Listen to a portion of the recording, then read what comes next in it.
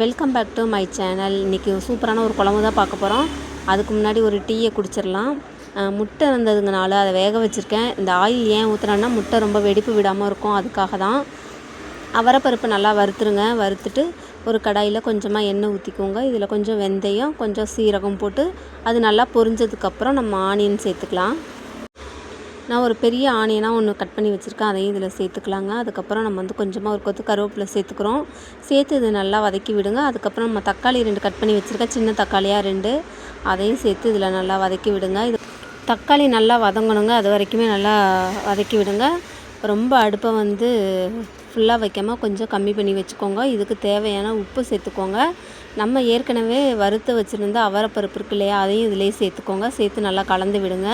இதுக்கப்புறம் நான் முருங்கைக்காய் ஒரு உருளைக்கிழங்கும் சேர்த்துருக்கேன், அதையும் சேர்த்து நல்லா கலந்து விடுங்க. எல்லாமே நல்லா வதங்கினதுக்கப்புறம் தான் நம்ம ஒவ்வொரு பொருளாக சேர்க்குறோம். நான் வீட்டிலையே எல்லா குழம்புக்கும் போடுற மாதிரி குழம்பு மசாலாத்தூள் அரைச்சி வச்சுருக்கேன். அதில் ஒரு 2 ஸ்பூன் இதுக்கு போட்டுட்டு நம்ம நல்லா தண்ணி ஊற்றி மிக்ஸ் பண்ணி இதை கொதிக்க வைக்கலாம். இதுக்கு தேங்காய் வேணும்னாலும் நம்ம அரைச்சி ஊற்றிக்கலாம். நான் தேங்காய்லாம் ஊற்றலைங்க. இதுக்கு கொஞ்சமாக நான் புளி சேர்த்துக்க போகிறேன்.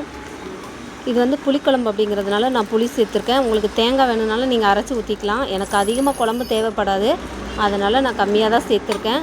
குழம்பு நல்லா கொதிஞ்சதுக்கப்புறமா, காயெல்லாம் வெந்ததுக்கப்புறமா நீங்கள் கொத்தமல்லி தழைலாம் தூவி நல்லா இறக்கிக்கலாம். எனக்கு காயெல்லாம் நல்லா வெந்து குழம்பு நல்லா சுண்டி வந்தது. இந்த ஸ்டேஜில் நான் இறக்கிட்டேன். உங்களுக்கு தண்ணியாக வேணாலும் நீங்கள் குழம்பு வச்சுக்கலாம், இந்த மாதிரி கிரேவி மாதிரி வேணாலும் நீங்கள் வச்சுக்கலாம். சேனல் பிடிச்சவங்க சப்ஸ்கிரைப் பண்ணிக்கோங்க. தேங்க்யூ.